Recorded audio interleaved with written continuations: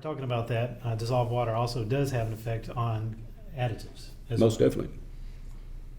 One of the things that water is going to do to a lubricant, it's a contaminant. It's not supposed to be there. It is there. Any contaminant is going to accelerate the oxidation rate of the fluid. That's going to consume more of the antioxidant packages, just like Curtis mentioned a while ago. As that goes on, lubricant life is negatively impacted. Yep. And to reiterate, Carl Fisher is one of the best ways, the most accurate ways to determine your water content, which will take dissolved water into consideration, but it is a lab test.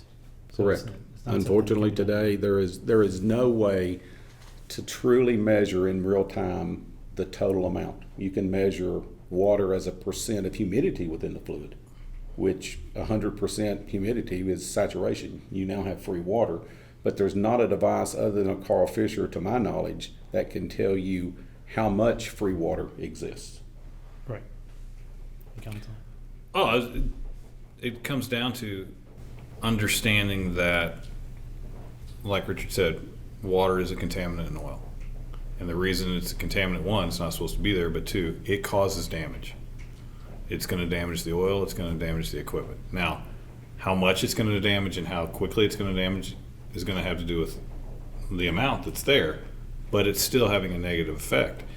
And removing water is a very cost-effective way to save big money in the long run.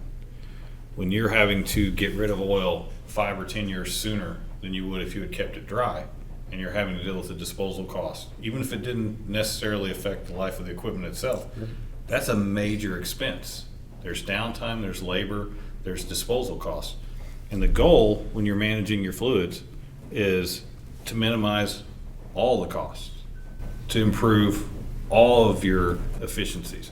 So I think it's a matter of a lot of times people just don't think about, they're only thinking about the equipment, or they're only thinking about gross water and major events, and understanding that destroying things over time can have a big effect too. It's not just that catastrophic failure from a whole bunch of free water. Things can deteriorate slowly, but they're still deteriorating, and it doesn't have to happen.